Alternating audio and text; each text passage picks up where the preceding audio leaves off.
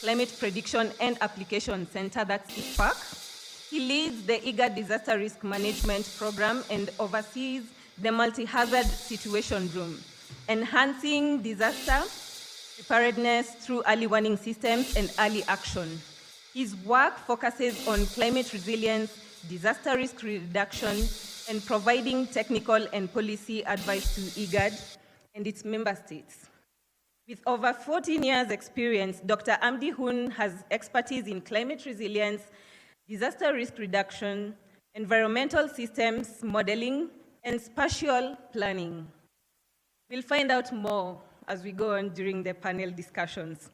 So he has held key roles at the UN, Addis Ababa University as the assistant professor, and the International Water Management Institute, Livestock Research Institute, and serves on the technical advisory group for initiatives like IPC, the Cruise and Anticipation Hub, as well as the World Meteorological Organization. Thank you very much. Now you can tell we have experts on ground.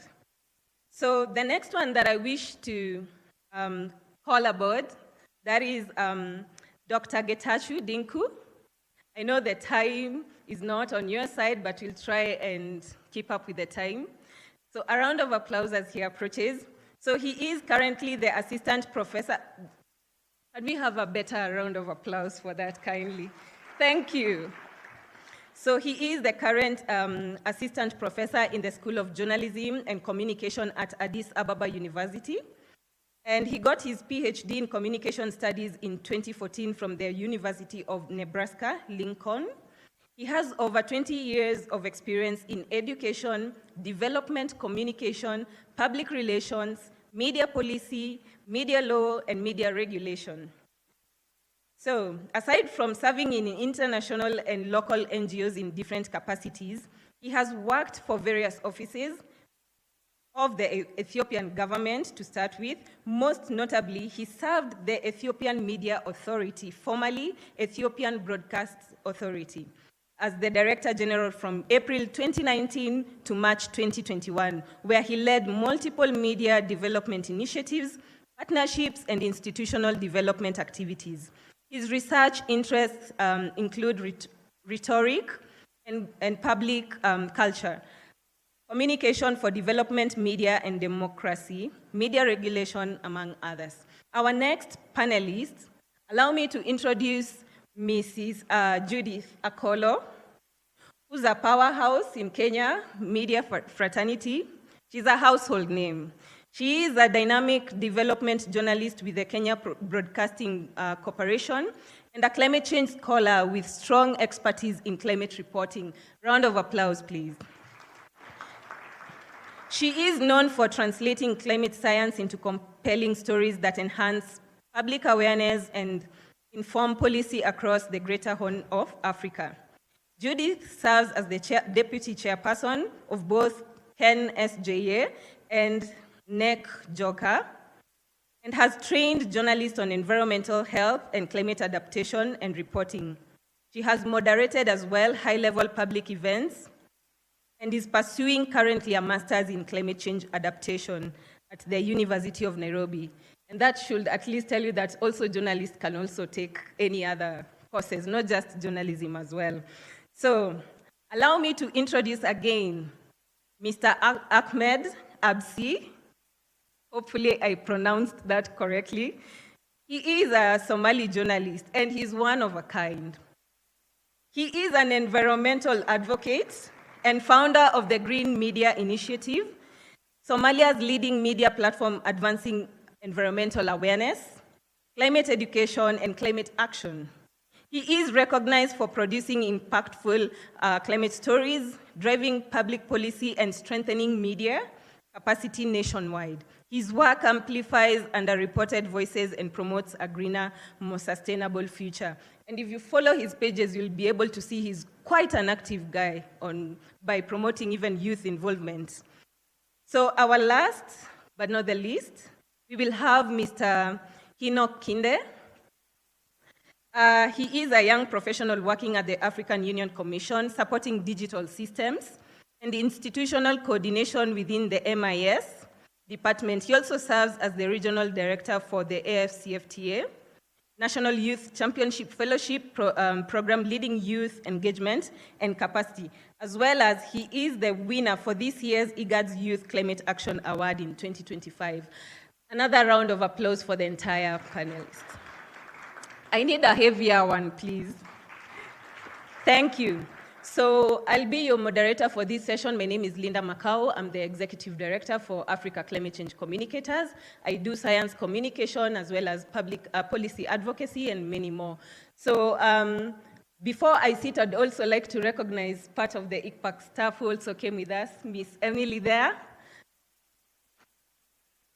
Also, we have Kip, who handles communications. On my far left, you can wave. And also Ibrahim.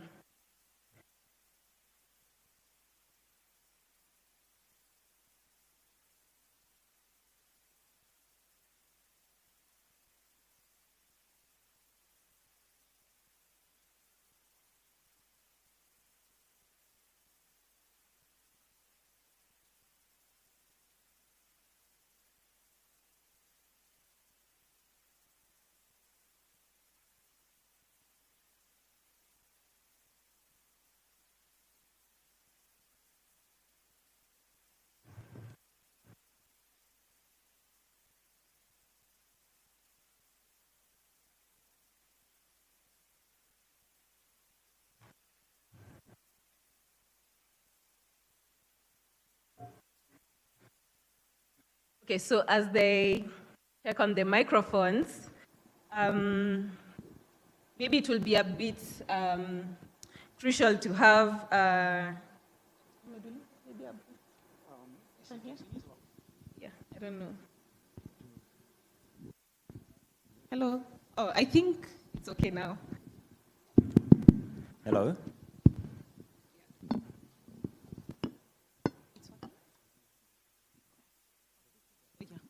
Okay, so sorry again about that. So we're going to go ahead and have these discussions connecting youth, climate change, early warning systems. So as we're having these panel discussions, have in mind how we can best communicate early warning and how we can save communities. Remember, this is actually for saving lives and livelihoods. So we're going to set the scene, and we're going to start with Dr. Ahmed, understanding the role of ICPAC. Who is ICPAC? So Dr. Ahmed. So briefly take us through the early warning process, kindly. And on that note, ICPAC, it does play a critical role in the provision of early warning information. So how will you highlight the major achievements and positive, actually, because of all I know, most of them are actually positive, and actually the strengths of ICPAC's early warning and climate services today. Thank you. Thank you very much, Linda. Good afternoon, colleagues. Can I get a response? Good afternoon. Thank you very much. It's indeed a pleasure, colleagues, to talk about youth, media, and climate action. I think if you have heard it well in the morning during the opening, eIGAD was established to address drought and desertification. That's very, very important and profound in terms of where we are gearing this region towards. I think in the 1980s, over 1 million people died due to drought. Okay, and that has created a lot of initiatives in the region, which was quite profound, again, in showing a collective action where countries come together and establish a regional body. That by itself is, I think, one great achievement. From the regional center, ICPAC, colleagues, we monitor drought, floods, and major hazards in the region, actually. Maybe from our situation room, if Edwin can flash that, eIGAD has actually a dedicated situation room to monitor the region, at least for 8 hours a day. So we look into different indicators and see what exactly is changing in the region. I think during the previous panel, I think someone has mentioned, but as we speak, colleagues, there is an ongoing significant reduction in rainfall. Still, we don't call it drought, okay, in parts of Somalia, Ethiopia, and Kenya. We are closely monitoring. If it escalates into something serious, we are going to raise an alarm. We did it actually all across our history of 30 or plus years. So eIGAD is actually very much monitoring from its climate center in Nairobi, looking at just not drought, but also pests. Whatever is happening in the region, even the volcano which erupted in northern Ethiopia, IGAD was closely monitoring actually, and we issued few of clarifications for the media, particularly in the transboundary impacts of such events. As we speak, our colleagues are also colleagues in parts of Uganda and Kenya, where they are engaging in multi-hazard, multi-stakeholder platforms, which is quite important for IGAD. As countries manage within their borders, no one talks about the transboundary risks. I think you have heard about floods in Somalia, for example. Do you know that it is primarily occur because of the rains in the highlands of Ethiopia? So unless you bring in countries together, deal and discuss transboundary issues, I think disasters or climate crisis will not stop in our borders. This realization actually makes a case for IGAD and its climate center in Nairobi to make sure that we monitor, we issue warnings, as Linda was asking me, we issue warnings and we follow up on the actions as well. All our member states, especially the disaster risk management authorities, are actually just a call away for us, or a WhatsApp group away, to make sure that something is going on and we alert them for early action. One maybe other important aspect to mention, colleagues, is the media, the youth, actually are at the heart of this whole process. If you see the 4 pillars of early warning, the 3rd pillar is dissemination and communication. No matter advanced the science is, our forecast is, and so on and so forth, unless it reaches the communities and unless it's acted upon, it's as good as nothing. So I think that's very, very important. So this session particularly, I'm just setting a scene, is quite essential in terms of the 4 pillars of early warning, from understanding risk knowledge, the forecast that ICPAC issues. One important thing which I would like to mention, colleagues, is IGAD is actually the lead in Eastern Africa in issuing seasonal forecasts. No other institution do for this part of the world. We are the one forecasting for the coming season. Maybe for March, April, May next year, we will be issuing in January. For the current season, it was issued in August. I think if you have followed that one, we are embracing or we are bracing for drought. As was forecasted, I think that's exactly what's happening. Even I can tell you that January, February, it's going to deteriorate again. We issued that one as well as a warning. Just imagine one season almost failing. If March, April, May again fails, that means we are back to again a drought situation. You remember just 2 years ago, almost 10 million livestock perish in Kenya, Ethiopia, and Somalia, in these 3 regions. 10 million livestock. I think IGAD is very proud to say that we have at least avoided, mitigated the loss of life, human life, but still we have to advance that to protecting the livelihoods and livelihood assets like the livestock. So I think that is where the discussions are, colleagues, but I invite you also to look at our platforms, the East African Hazard Watch. If you Google, you'll find a brilliant state-of-the-art multi-hazard monitoring and forecasting system, which informs just not member states, but also key development and humanitarian partners. So ICPAC issues seasonal forecast, which is widely used, okay? But this, as I said, is not enough. The youth, the media are the critical actors, the critical elements of this value chain. Once the forecast is produced from ICPAC, it has to reach the last mile, communities. By the way, one thing we usually underestimate is the power of communities. They are the first responders, by the way. Communities are the first responders, with or without capacity. Whatever they have, they are the first to respond. Like in Afar, the volcano. Who was sending us those videos and pictures? Communities, right? So they are the first responders, and they need to be supported with appropriate information. Sometimes the history of drought in this region, colleagues, is the history of actually looking at it as a bigger problem, not just an isolated, small shortage of water or pasture. Sometimes it is widespread, which is beyond the capacity of our communities. That's where IGAD would like to raise alarm, like we did in 2022, where we convene ministers, actually, followed by heads of state, to make sure that action is taken now, or the situation would escalate. Thankfully, I think most of the countries have taken that seriously. and the devastating impact have been reduced to some extent. But still, we need to do more along this line. Finally, once the early warning informations are there, colleagues, the early action bit is, I think, the other most important pillar. Just 2 weeks ago, we launched the South Sudan roadmap for anticipatory action. Again, a week ago in Somalia, we launched the national roadmap for anticipatory action. We want to make sure that governments are committed to take action when we show the red flag.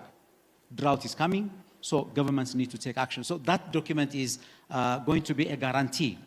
We cannot take just for granted. We issue, we disseminate information, action is taken. That has never worked, colleagues. It must happen by design. It cannot happen by default. So I think that's very, very important. And I conclude, Linda, but ICPAC is there to monitor and also disseminate information. Of course, with use, of course, with media. Thank you. Thank you so much, Dr. Ahmed, for those valuable insights.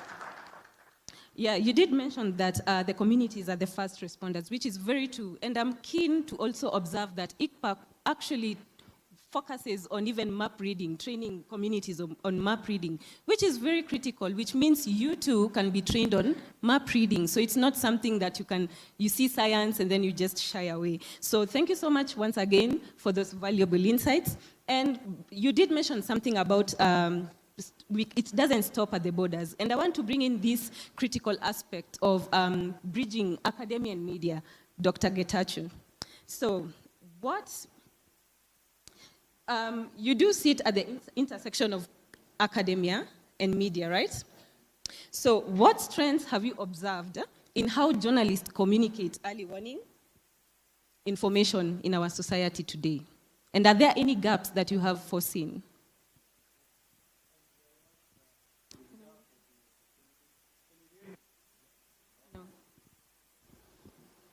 How about now? Yeah. All right. Good afternoon, everyone.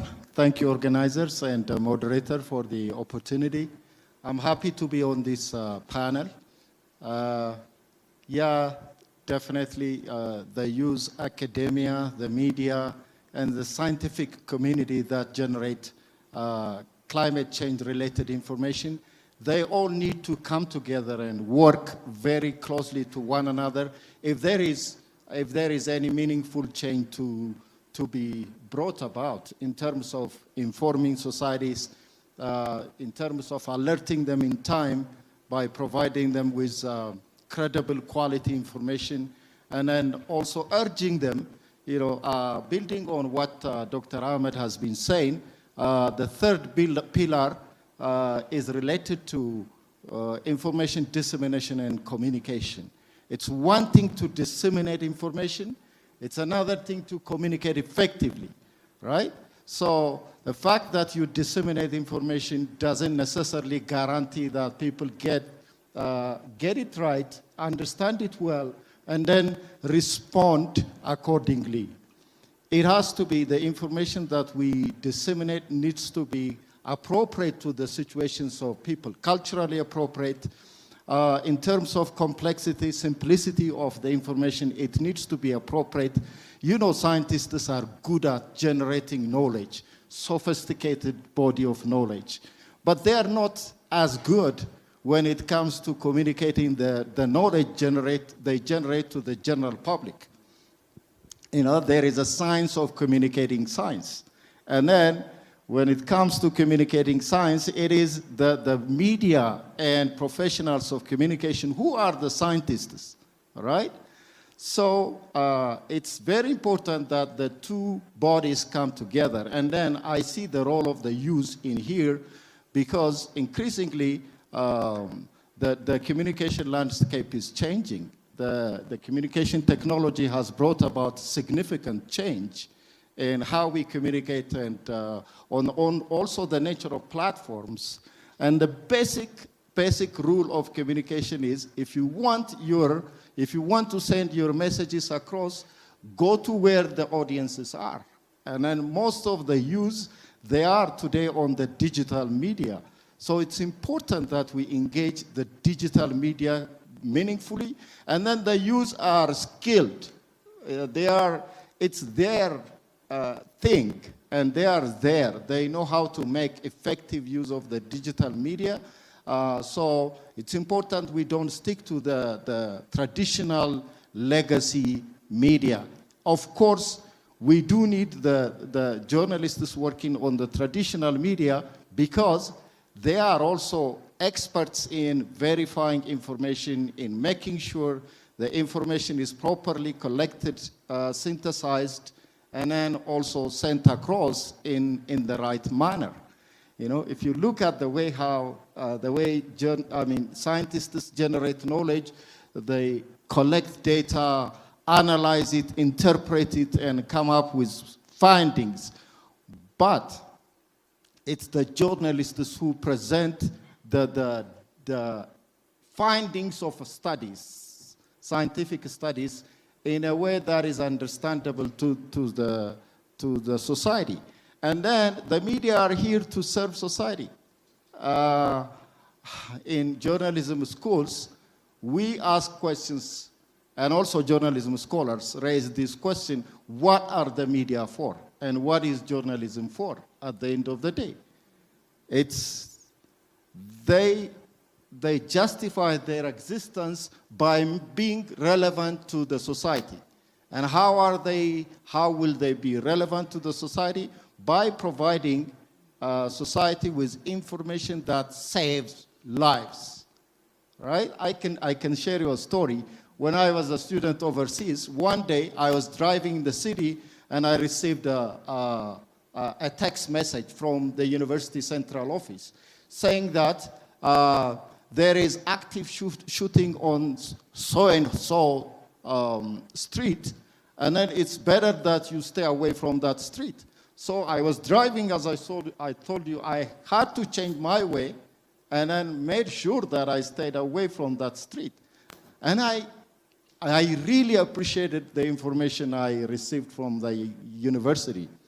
I thought they care for me. And then when society receives information that matters, they would appreciate it significantly, hugely, because it's about their livelihood, their life. The information might mean the one that makes difference between life and death. It's not a luxury thing.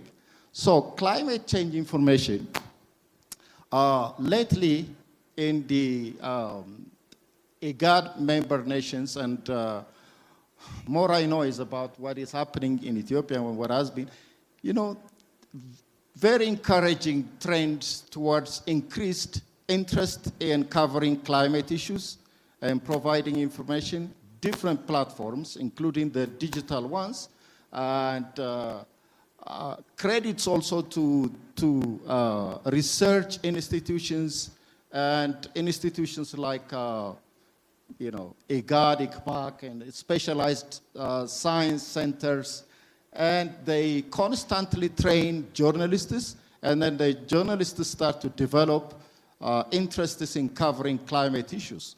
Mind you, in J schools, journalism schools, we usually, in most African countries that is the case, we usually train generalist journalists. They are not specialized in covering climate issues, in science and technology issues, in other specialized areas. So it's very important that they get additional training by experts, or expert organizations on important issues as climate.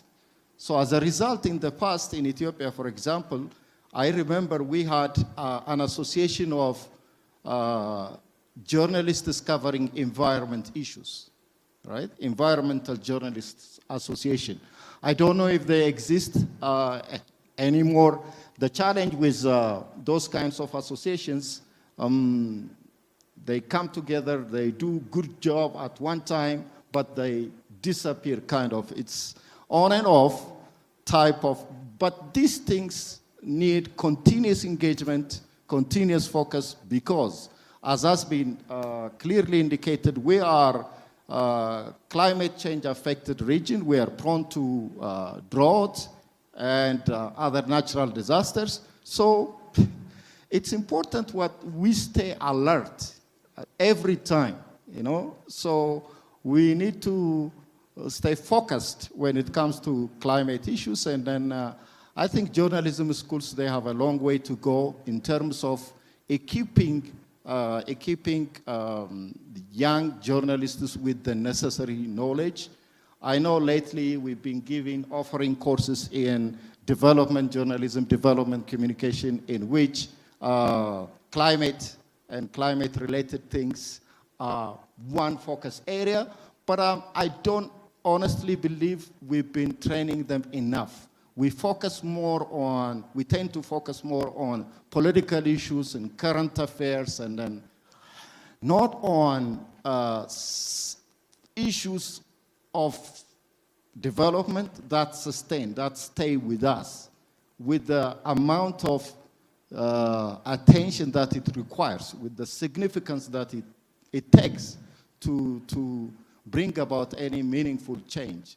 So to wind up my first round of talk, it takes a concerted effort of all stakeholders. Dr. Ahmed rightly put it, it's a multi-stakeholder response is required. And then the media are one of the significant stakeholders, and they have a huge role to play.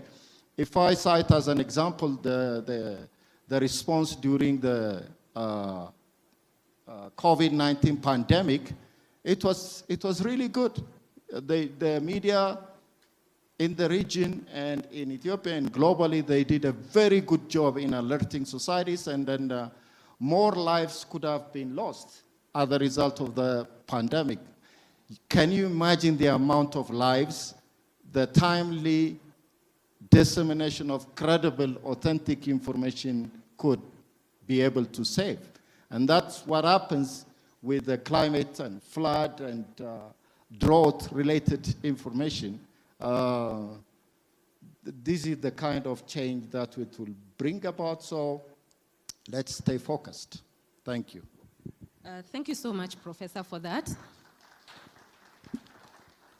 Thank you for those insights, and I do agree with you for sure that it's more of a symbiotic relationship. One cannot do without the other. The scientists need the communicator needs the scientist. We also need the community. Otherwise, how do we go do this research? How will we inform policies even on the higher level? So again, we do have that gap in terms of tutorship. Not everyone, and I think ICPAC is doing a really good job with training people like me, being one of the alumni. I didn't know anything about early warning. Is until I was called for that meeting and I'm like, wait, there's something called like this, so you can actually warn communities before disaster happens. Which brings me to the question, Judith, being a journalist, right? You are a senior journalist. How has working with organizations such as ICPAC promoted storytelling, and how has it packaged this early warning to communicate to communities inaccuracy? How has it promoted such stories? Thank you, Linda. And sorry, let me just cut you short. I made to understand that we have very limited time because of a government event. So you're limited to only like 2 minutes. Yes, sort of. Wait, no, as per person, like very less minutes, yeah. Okay. Thank you. I don't know why we're being rushed, but it's okay. We'll do the 2 minutes. Being a broadcaster, I'll fit in it. First of all, just an advice to fellow journalists. Reporting climate should not be reporting in a microwave form. That today you go get this information and tomorrow, today you're already reporting on it. You need to research. You need to get the right information so that when you're reporting something that people can actually relate to. And that is what storytelling is about. Get the narrative into place, break down the complexities, make sure that the data is something that people can actually chew on and understand what you're actually relaying to them. Now, how has the media worked with ICPAC? The media started working with ICPAC when it was still the Drought Monitoring Center in Nairobi. At that time is when the climate scientists realized that they cannot do much without working with the media. And that is how they helped us to create NECJOGA, that is the Network of Climate Journalists in the Greater Horn of Africa. And just to answer the professor, the problem is that when such organizations start, the mind behind it, or for instance, ICPAC may not have all the resources to train all the journalists. So since ICPAC is the one that has come up with the idea, it would be good for other organizations to also support ICPAC in training journalists, because at the end of the day, when the journalists are better informed, when they are able to communicate well, all of them will benefit. The whole society will benefit. The organizations will benefit in such a way that the information they're generating is actually helping society. So that kind of help is very important, it's very needed. So mine is just to ensure that let us try our best as journalists to stay the course. Let's avoid the issue where we are reporting according to the prediction. You know, you'll say, my mother usually plants her seed at this time of the year. Whatever the scientist is saying is not true. That is not true. Remember, the scientist is giving you a forecast. That's not a prediction. He has actually collected the data, and he knows that the weather is going to behave the way it will be. For instance, ICPAC already gave us the forecast for this particular season. And a week ago, they gave us the forecast until January. How many of us have seen it? How many of the journalists have seen that forecast? Now, that's where the disconnect is. There's so much information. That's my other point, that at ICPAC, there's a lot of information that if journalists were to get this information, you'll have stories from the first day of the year to the end of the year, and you'll not be repeating any of the stories, because they're generating a lot of information that is very important to our communities, to our societies, that the media itself is not aware of. But the media, you're not supposed to sit there and wait for them to bring you the information. Look for it, search for it. Now that you are in the climate realm, you should ask yourself, how do I get this information? If you ask yourself how to get that information, you'll surely look for it. And that brings me to another point. At ICPAC, on their website, we have the hazard map. Now that hazard map is very interactive. Once you get onto it, you are able to actually know what is happening where within that particular time. And then after you get that information, at ICPAC we have climate scientists who are very ready to give you further information on what you have discovered on that particular issue that you've seen on that hazard map.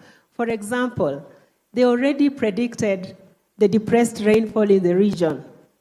How many of us reported that? Anyone who reported that? I did, but I needed to do a follow-up. Now, that information is there. Look, it's there lying, we've not reported about it, but when the livestock will start dying, and people start looking for water, and people start searching for pasture, we, the media, will be ready to send our reporters and the cameramen to now report about the dying livestock. Are we helping society? Are we? Kindly answer my question. Are we helping? We are not. But that information, we have it right now. We had it from August, that we are going into a depressed rainfall situation. So let us be very ready to look for this information. And if we can't interpret it, the climate scientists are some of the scientists that are always available to give us the interpretation. I know you're shaking your head because you've not interacted with them. I have interacted with them for more than 20 years. 20. Some of you are toddlers, others had not been born. But I've been with them for 20 years, and I know you approach them, they'll give you the answers. They'll help you to understand the situation. The other thing that the ICPAC is helping us in is when they release the seasonal forecast, they follow up with the monthly forecast, they follow up with the 10-day forecast, so you are updated all the time. So essentially what I'm saying is this: we should move away from our traditional way of looking for stories. where we thought that they will come looking for us. No, it has changed.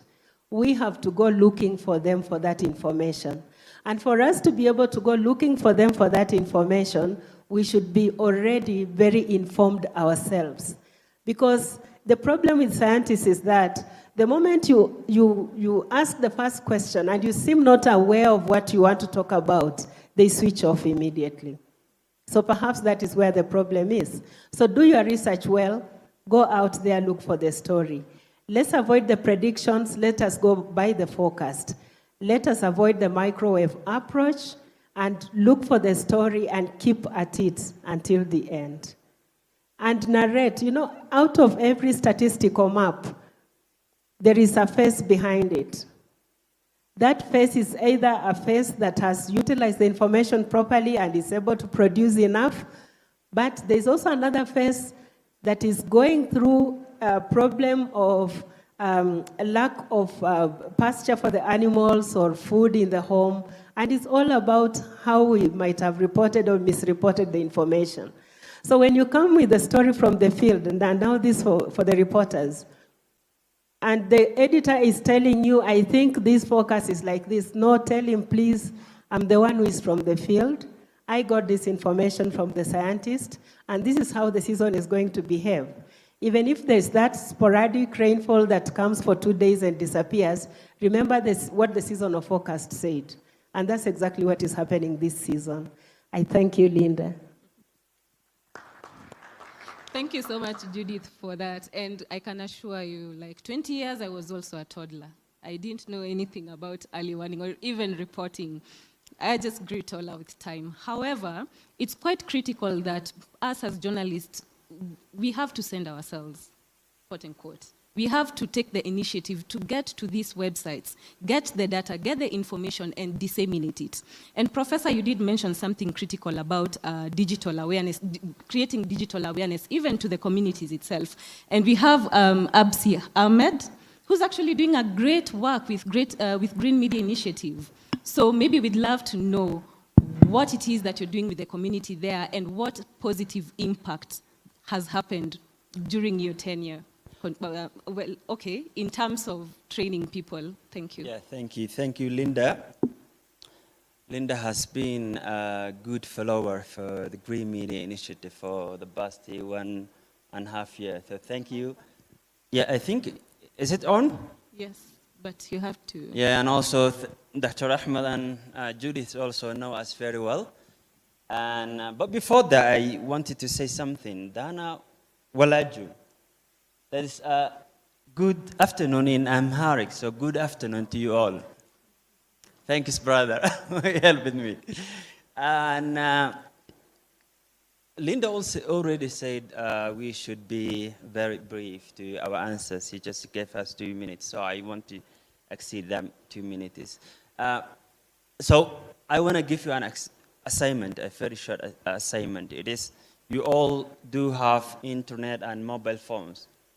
Please go to our Facebook or Twitter or LinkedIn, one of them, and please follow us. Also check what we are doing in there. Please, can you do that for me? Because if you do all follow us, we will get more than 200 followers at this time. A little shout out will do a great thing for us, and it will really and move forward. So thank you, and please do that. So, and I would like to start that Green Media is, we call and we say it is Somali's first environmental media, and it is, yes, because the country never have had specialized in media for environment and climate issue before us. And it is dedicated to environmental and climate focused. I mean, we do focus this issue and also sustainability as a whole. We have been producing documentaries, short videos, articles. We do have website. You can just go to check www.gmi.so. We have been publishing articles on environment and climate issue, more in a basic way, because actually we are not experts. For example, me, I'm not expert like Linda and Judith. They have been doing really a good job in journalism and an environmental issue. But we are trying to fill a critical gap, which is the absence of environmental media in my country. And we really did. Always, when people see our page, they say, hey, you are really doing a great job.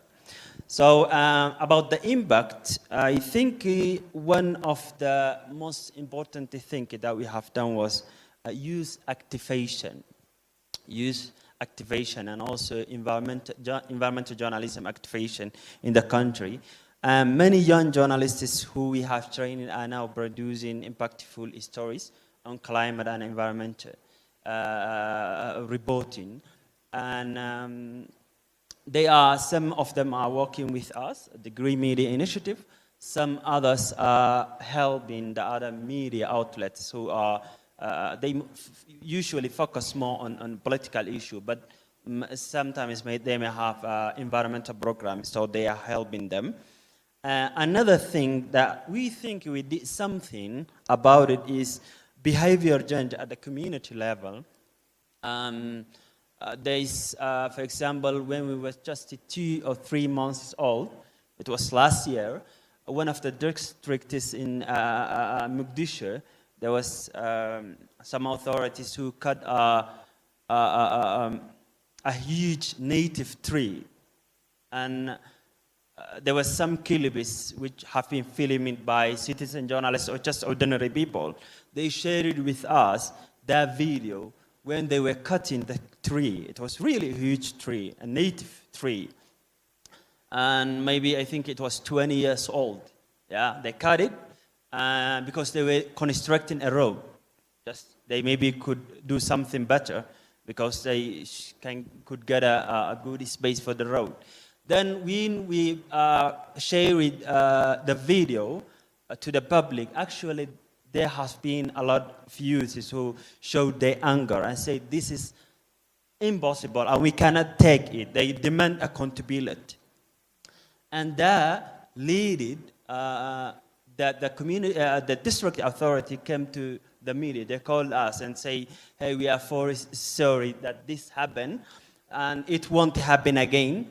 And we are apologizing publicly to the community, and we will plant a new tree. And we told them to make it 2. Yeah, and they did. So I think after that, whenever some authority try to cut a tree or to clear something, there are some citizen journalists who are ready for us to share those videos, and we post it on public. And I think such that, irresponsibility against the environmental protection have been declining recently because the authority and also the other community who may do the same, they know that the public won't be, they want to tolerate again for such actions. And actually, that was a good one. And other thing, we give visibility to the local solutions. There have been some youth, women, like community level climate action, environmental actions that have been happening or going well in the country. But actually, those have been getting very few. There were almost no attention from the media, because the other media are not interested for such stories. They just see like nothing. Women planted a tree, youth turning their spaces into more green area. That's like nothing for most of the media. But actually, we have been trying to give a visibility to those people who are really doing well. So actually, we also did something good about the accountability and transparency. If you check our social media, you can get some reports on fact-checking related to claims environmental actions and climate action, which was not there. So thank you, and please do not forget to say that for me. To follow. Please don't forget to follow ABSI. Thank you. No, that is It is Green Media Initiative. It is Green Media Initiative, GMI. Thank you very much. And we do have English subtitles, by the way, in case you are thinking about how we do follow Somali content. We always put English subtitles. Thank you. Thank you so much for that. Maybe by the show of hands, how many journalists do we have in the room, kindly? By show of hands. How many have tweeted since morning about this event? And you can show proof. How many? Just two. On Instagram? Oh, we have two more. When ABSI was speaking about visibility, this is one of the ways that we have the community to know. You know, this is how dissemination works. If information doesn't reach out to the last mile, then we won't be working. We'll be just like, it's a normal day at the office, right? Yes, so thank you so much for those wonderful insights. And I hope you do follow Green Media Initiative on LinkedIn and on Twitter. I believe you're also on Twitter, yes? So I'm on you, Hinok. So you did receive an award this year, 2025. Could you please tell us more about it and how it has influenced youth in climate action? Okay, good afternoon, everyone, and thank you, Linda. So winning the eIGAD Youth for Climate Action Award has been a powerful moment for me, not just personally, but for the youth I represent. The recognition validated the work we've been doing in community engagements, digital advocacy, and youth-led communication across the region. So it showed that young people's efforts are not invisible. Since receiving the award, I've been able to scale my impact in 3 key ways. The first one was visibility and credibility. It opened the door for me to join the COP13 fellowship program, and the second one was stronger advocacy.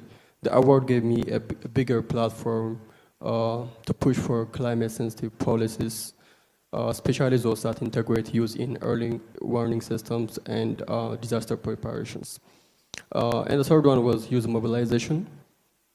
More young people are now reaching out to get involved. The recognition became a motivation not just for me, but for the others who want to lead climate action in their communities. So the award is not the end. It's a responsibility to amplify youth-driven climate solutions across the region. Thank you.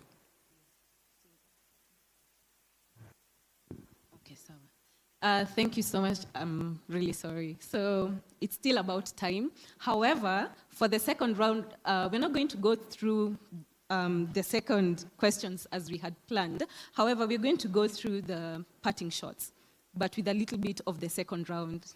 Hopefully it's clear. So I'll begin with you, Dr. Ahmed. So how can we as media, the private sector, the NGOs, and academia amplify the regional voice of ICPAC and ensure that climate information is widely understood across different audiences? And by the way, I had one incident which I hope may be addressed. Often journalists are kicked out during some international meetings. I don't know if you know. When you're informing policy, maybe anything to do with early warning or disaster risk reduction, management and all that, we become snitches.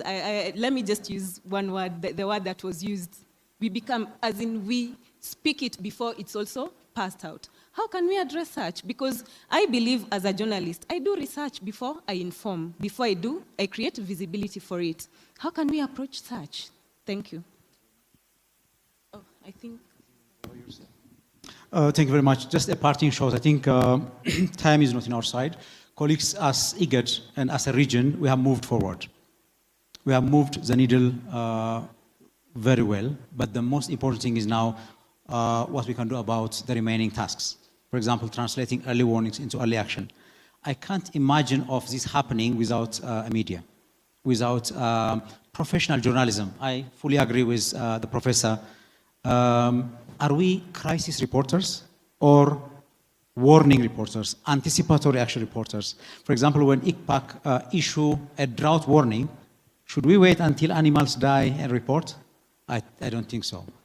We can alert communities to take measures that can substantially reduce the losses and damages. I think that is the most important to understand. That's why actually we engage media very seriously, to be honest, including IGAD efforts of this media award.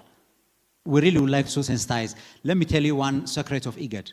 We are really working to transition this region from reactive, slow, response-oriented approaches to anticipatory approaches.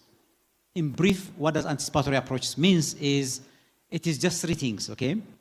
It is just a predefined threshold, you know when to act, okay? Pre-identified actions and pre-arranged finance. Just three things. The warning, the action, and the pre-arranged finance, okay? You don't wait until the disaster strike in a panic and crisis mood, but rather you get it head on. The advantage of this is many, but at least it is a dignified way.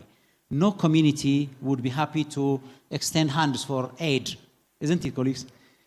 No community. So I think it's dignified as Africans, as IGAD region. It's also sustainable. It's much cheaper to act in advance than deal with a crisis.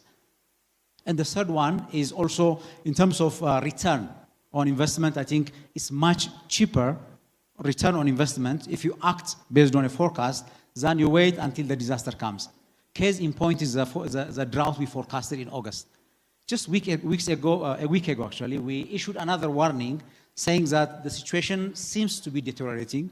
We are not still scaling it up to drought, but all indicators, as in SPI, as in all the technical things, you know, in the East African Drought Watch, all are indicating that situations are not getting well, at least until February next year. We'll be issuing another warning or another forecast as ICPAC in January. That would be very critical, colleagues. If the forecast comes out to be below normal, that's going to be a second failed season. That's most likely where animals start dying.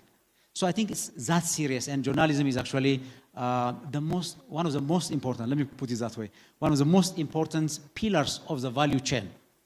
From generation to the last mile, I think you are the bridge, basically. The use is the energy to push these important messages down so that our communities can be protected. Thank you, Linda. Sorry. So thank you so much. So, Mr. Getachew, for your final parting shot, what opportunities do you see for a stronger ICPAC university collaboration, and in terms also of skills, capacity building? Yeah, thank you so much, Linda. Yeah, when crisis hits, it gets reported by almost every media outlet, including the Western media that are not normally interested in African issues, you know. So what matters, and I remember reading somewhere that are the 4 biggest stories that came out of Africa and got covered by the Western media, like in 100 years, all 4 of them are crisis stories. One of them being the drought that hit Ethiopia in 1984-85, apartheid and Rwanda genocide, and Nigeria, Biafra, civil disagreements and stuff. So, you know, so no wonder we report on crises after they happen. More important to our society, more meaningful to our people, more life-saving would be reporting before crisis hits. So early warning reports are very, very important. And yes, we may think that stories that are related to early warning may not sell, but it depends on how you present them. It depends on how they get presented. So if you are scratching where it itches, and then definitely people would respond. Let's make sure that we do that. And then let me tell you, like there was a UNESCO initiative that aimed at promoting excellence in journalism education in Africa. So they carried out series of consultative meetings between 2022 and 2024. Consultations brought together over 100 journalism educators from all over Africa. 4 IGAD member states are represented: Ethiopia, Somalia, Kenya, Uganda. I know educators from these countries. They were in South Africa discussing the journalism education to be offered across the nation and then across the continent. The thing is, in most African nations, journalism curricula are borrowed from the Western nations. If you take my own country's case, for example, when we launched a master's program in journalism communication in 2004, it's a very recent thing, it was fully funded by a Western country, namely Norway. So you would definitely expect some interest, some Western interest to come with the financial support. But lately, there are efforts in de-Westernizing journalism education across the African nation. That's how they came to discuss, and then they came up different set of criteria to use as lanes and reinvestigate the nature of the curriculum of journalism education across Africa.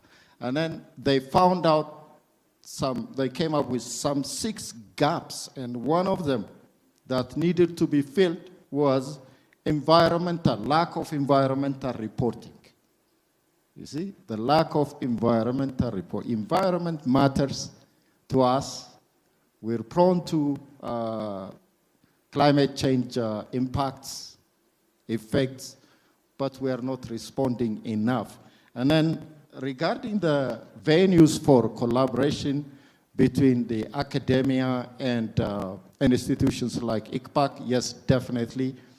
Yeah, it's good to hear that ICPAC and IGAD and other similar institutions are working very closely with the media and journalists, training them, equipping them with the necessary data information, also making databases available, trustworthy, credible information available. But tell me if I'm wrong, but I don't see many of these institutions engaging the academia and academic institutions in a meaningful way. We are the ones educating the media. So the value chain, the chain system also includes the academia. And I see the importance of, in the future, including the researchers and academia. Ethiopia hosted in August a very large regional conference on media and communication. It was at Adwa Museum. And so we received about 200 plus articles, research reports from different countries, different African countries. I don't remember seeing very many topics dealing with climate and climate-related issues. So we need more and more research in the academic community as well. So not only the research institutions and these specialized institutions, but also the academic community need to produce knowledge that the media can use, okay? Can use to see themselves as well. Thank you. Thank you, Professor. Professor, just so you know, someone on the crowd was really agreeing to what you were saying. It seems you hit the jackpot. Next, we go to Judith.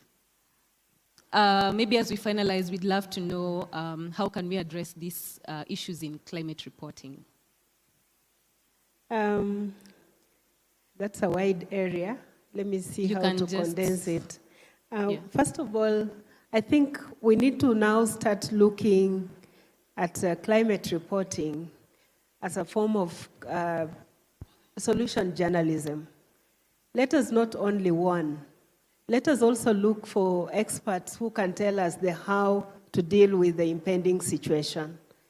And I'm sure as media, if we report on the crisis that is unfolding, and we get an expert who can tell us how to go about dealing with that particular situation, and we come up with this kind of story, I'm sure then we'll be building the issue about resilience of our communities.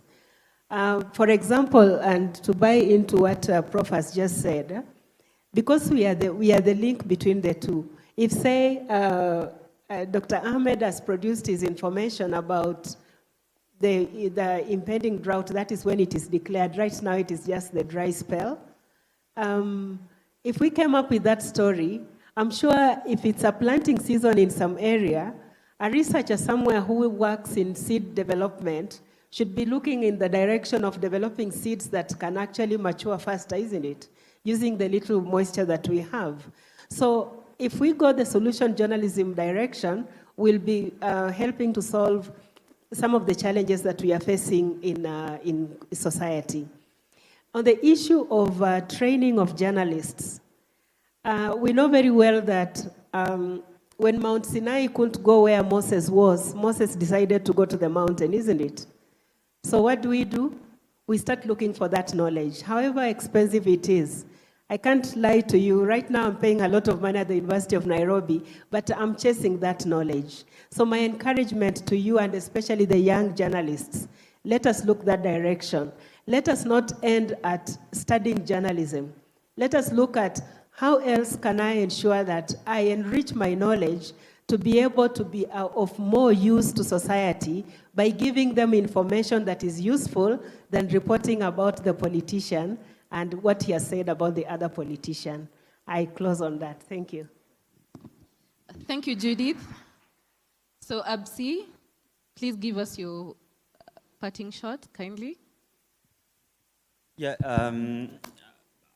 actually, I just want to say one of the problems that we have in Somalia is that most of our communities are not really aware of what is happening. The drought is and the impact of the climate change. Let me give you one example from a village in short, please. I'm from a very small district in northern Somalia or in northeast Somalia. I'm not mentioning because there's some Somalis here. I'm not mentioning the name. And we are from there. And back in 20 years ago, I do remember that the family had more than 10 horses. Or just my father had 10 horses. And just in very few years, all of them are gone. And not only our family, all the family in that area, actually, that area, there have been a lot of horses. It is famous for horses and also camels. And not only that, our family also, I mean, my father's family, lost almost, I can say, 90% of our camels. I don't know where they are. They're all gone. And most of the family are now living in urban areas like Mogadishu and Hargeisa and these areas. So the climate change has been affected. It affected our family, just simple, I can say that. And I asked my brother, one of my brothers, what happened to our camels and horses? He said, I don't know. Yeah? And it is true that he doesn't know that where are, but they are all gone. And there was also one time I was in Beledweyne. Dr. Ahmed knows Beledweyne very well. It is one of the it is usually affected by floods each year. Then I asked a farmer who was walking on the river. I asked him, do you know about the climate change? I asked that question in Somali. In Somali we say, isbeddelka cimilada. He said, what is isbeddelka cimilada? Yeah. What are you talking about? He doesn't know that. By the way, these floods have been affecting his family for a long time. At that time, he was getting ready to evacuate his family because there was some, alerts about floods coming. So the community are not aware and they doesn't know.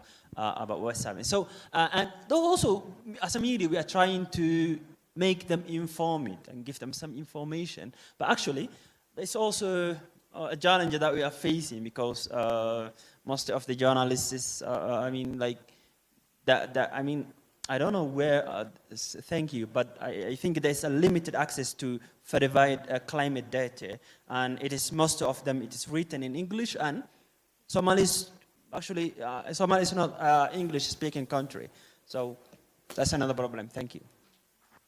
Thank you, Ahmed. Hinok, as we finalize the panel session for today, and I'm really sorry for hurrying you up. Okay, sorry. Thank you. So, yes, please. Hinok, you can go ahead. To make my final message simple, the climate crisis is no longer a distant future. It's our present reality, but so is the power of the youth. Across the IGAD region, youth are already building solutions using technology, creativity, and community actions. What we need is not more inspirations. We need inclusion within institutions. When institutions trust young people, invest in them, and give them the space. At decision-making tables, early warning systems improve, climate literacy grows, and our commitment becomes more resilient. So I would say that youth are not beneficiaries, we are partners as well. And if you want a climate-secure future, that partnerships must start today. Thank you. Okay, Sawa. So, sorry. Thank you so much. You have been a great panel. I am really sorry that time was not on our side. However, I believe the audience has gotten a lot of valuable information. Just so you know, key things, get to know what ICPAC does, as Dr. Ahmed said. Get to their website, you know. Send yourselves, okay? Professor did mention something about crafting African narratives. We don't need people from the West to tell us who or what Africa is. It begins with me and you, okay? So let us support each other. Let us have this symbiotic relationship because you need me and I need you, so it's not about who is above and below, because when it comes to saving lives and livelihoods, then this is the time that we really need to support each other. Thank you. So we are done for now until further notice, but I'd like to request for a group photo as we leave. Thank you so much.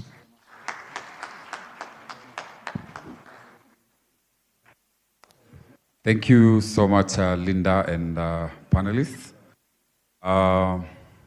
As they are taking the group photo, I'll humbly request all our 2025 nominees and our invited journalists and influencers. We have a one-hour trip sponsored by the government. Outside, we have buses that will be waiting to take you to the relevant places. Yeah, I see ambassador is there, so perhaps just follow the ambassador's lead. Jama, please direct them. 2025 nominees and the journalists and influencers that were invited. Otherwise, thank you very much. It's been a wonderful 2 panel sessions. I believe we've learned a lot, and see you tomorrow at 9 a.m. for the 2 last panel sessions. Thank you and bye-bye.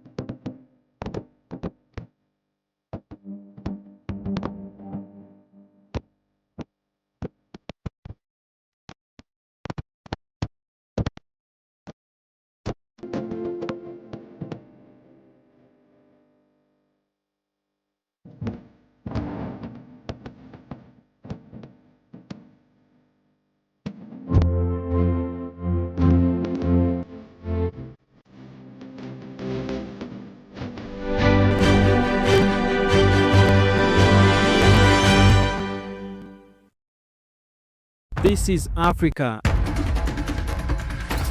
the cradle of humanity, the frontier of the future, a land of visionaries, creators and pioneers, a continent of unstoppable energy where innovation meets tradition, where voices rise, loud and fearless. I am an African. This is the heartbeat of 1 billion people, diverse, bold, united by a single purpose to tell our own stories in our own way. No borders, no barriers, no filters. A new era of African storytelling is here. From every corner of the continent, from the bustling cities to the quiet village, we tell Africa's story by Africans for the world.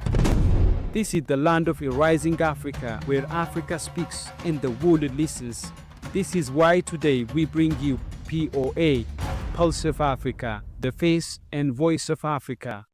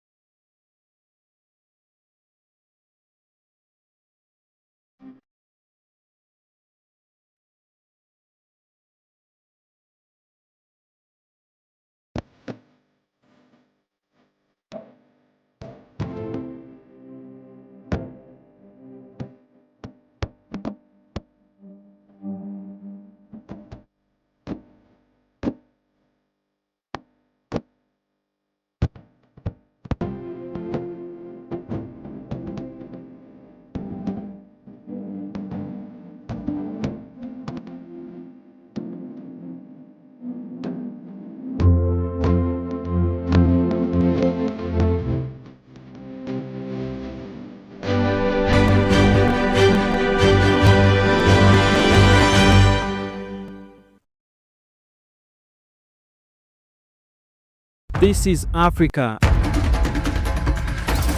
the cradle of humanity, the frontier of the future, a land of visionaries, creators and pioneers, a continent of unstoppable energy where innovation meets tradition, where voices rise, loud and fearless. I am an African. This is the heartbeat of a billion people, diverse, bold, united by a single purpose to tell our own stories in our own way. No borders, no barriers, no filters. A new era of African storytelling is here. From every corner of the continent, from the bustling cities to the quiet villages, we tell Africa's story by Africans for the world. This is the land of a rising Africa, where Africa speaks and the world listens. This is why today we bring you POA, Pulse of Africa, the face and voice of Africa.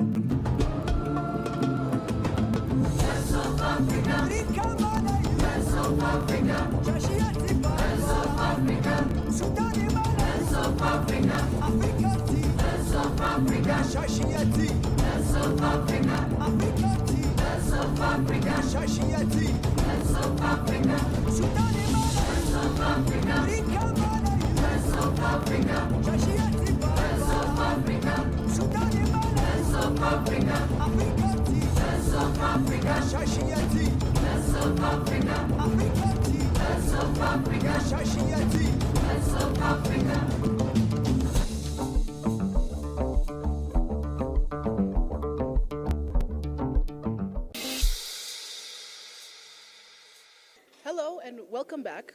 We are here at the IGAD 3rd edition Media Awards, and right now I'm joined here by Zelalem Ibeltal, one of Pulse of Africa's journalists. He was part of the panel discussions today. Hi, thank you for joining us, Zelalem. Thank you very much, Tinsay. I wanted to ask you, what was the discussions like today, and what are the major takeaways of the key points of the discussions, and what can you tell us about the IGAD Media Awards of the 3rd edition? Today, the IGAD Media Award has been held here in Addis Ababa, Ethiopia. IGAD Media Award is an award that celebrates and that honors journalists who have contributed for climate resilience activities, climate resilience efforts in the Horn of Africa and in the greater Eastern Africa. Of course, the IGAD Media Award, the first IGAD Media Award was held in Djibouti in 2023, and the second IGAD Media Award was conducted in Nairobi, Kenya, and for the third time, IGAD Media Award has been held here in Addis Ababa, Ethiopia, the political and diplomatic capital of Africa. So the IGAD is, by the way, an abbreviation that stands for Intergovernmental Authority on Development, and IGAD is basically established to promote peace, security, regional integration, and sustainable development in the Horn of Africa and in the greater Eastern African region. And one of the major priorities of IGAD has been climate mitigation activities and to foster climate resilience efforts in the IGAD region, in the greater Eastern African region. So today and tomorrow, IGAD Media Award is being held here in Addis Ababa, Ethiopia, and that's, like I said before, to celebrate journalists who have contributed for climate resilience efforts. So hundreds of journalists will be celebrated, will be honored tomorrow in the evening session. So today, here at the Skylight Hotel, here in Addis Ababa, Ethiopia, a panel discussion has been held. And that panel discussion focused on the climate resilience activities. And that panel discussion, of course, brought together different stakeholders, like journalists like me, researchers, government officials, and from IGAD as well, from different continental and regional organizations.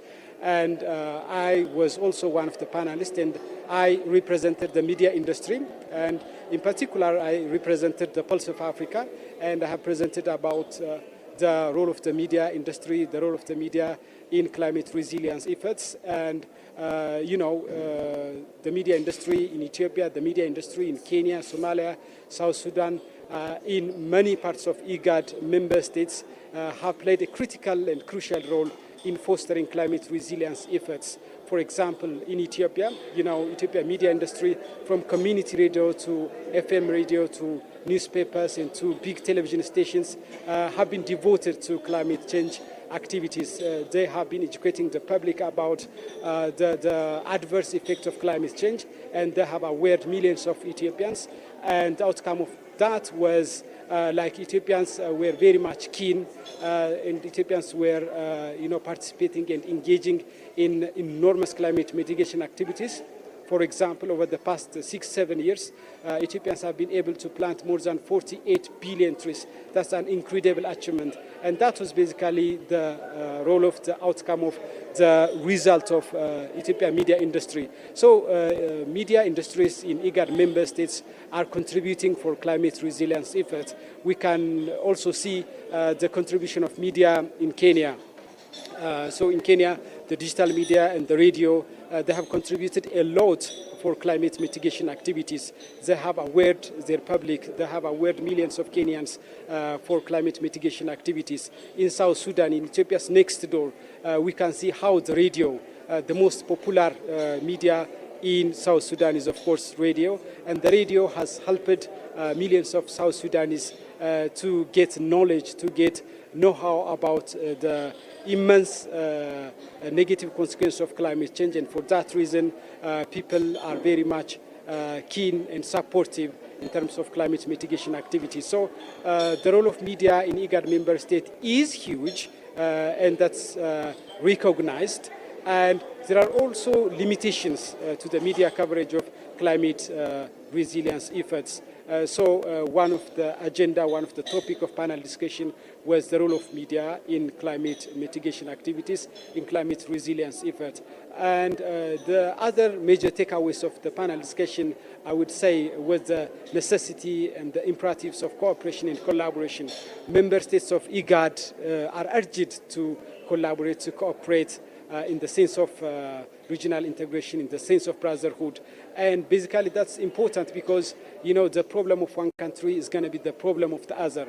For example, let's say there is a locust outbreak in Somalia, and that locust outbreak will soon spread to neighboring countries of Djibouti, Ethiopia, and other member states of IGAD. So the contribution and the necessity, the imperative of collaboration and cooperation is very much vital. So there were lots of ideas entertained during the panel discussion. And of course, media need to work very hard, and stakeholders like researchers, policymakers, development partners, governmental and non-governmental organizations need to work hand in hand to work and to do productive activities in terms of climate resilience efforts. For example, the media needs to serve as a forum by which policymakers, transfer and share the policies, the data, and the information for the communities. And the media should serve as a platform whereby communities share their best experiences among themselves. And the media should, of course, serve as a platform and a forum by which researchers present their findings, best findings that support climate mitigation activities, that support climate resilience efforts. So different stakeholders need to work together. So the major takeaways are media needs to work hard. Media has come this far, and media needs to go further to make sure that the communities in Eastern African region are resilient to climate change. And for example, the other stakeholders, non-governmental organizations, development partners, need to continue to support mitigation activities. And governments in respective countries of IGAD member states need to have policy, need to develop, improve policy that go in line with climate mitigation efforts and climate resilience efforts. There were lots of takeaways of the panel discussion being held here in Addis Ababa, and some of the major takeaways are this. Thank you very much. Thank you for joining us, Zalalam. That was a very brief explanation. Thank you. We are going to be here reporting for the rest of the IGAD Media Awards. There are 2 more sessions that are yet to happen, so stay with us and we'll be back with more updates. Thank you.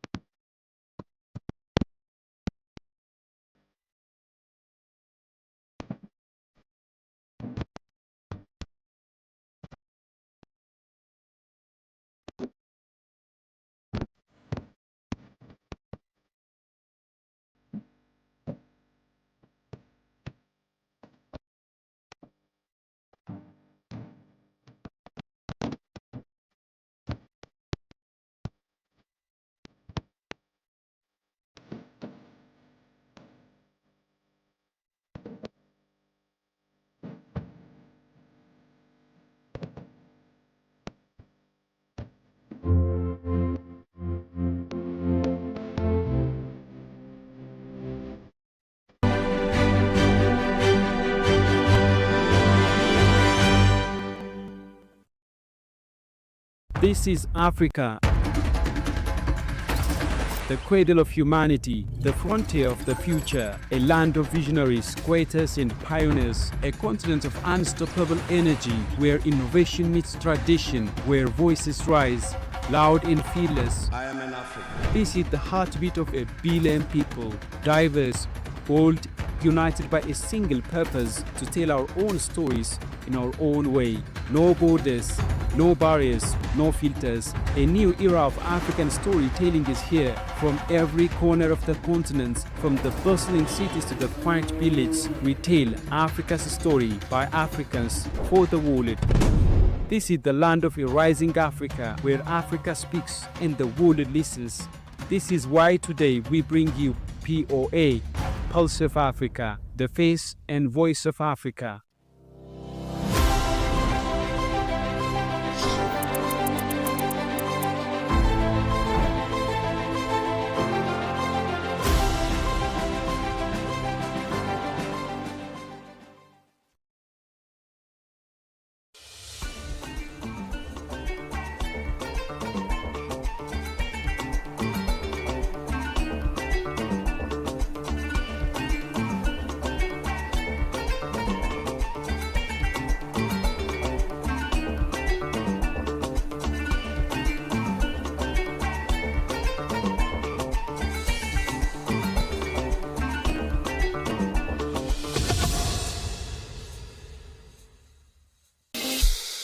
I am Tinsaya Gabia reporting from Addis Ababa, where day 1 of the IGAD Voices for Climate Action panel series has officially wrapped up.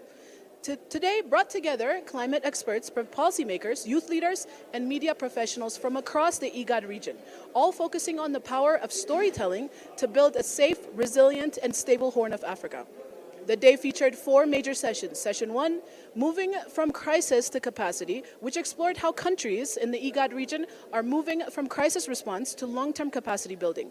Session 2, The Role of Youth and Media in Climate Communication and Early Warning Systems. Panelists stressed the importance of youth engagement and the role of media in translating climate data into clear, actionable messages for the public.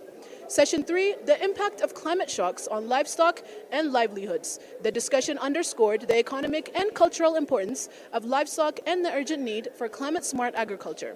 Session 4, how technology and innovation are shaping climate resilience for the future. Speakers highlighted how innovation is reshaping climate action in the region.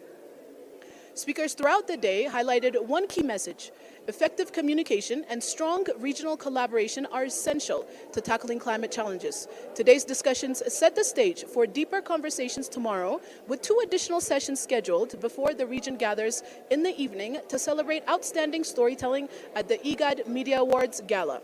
This is Pulse of Africa. Stay tuned for more updates. This is Africa,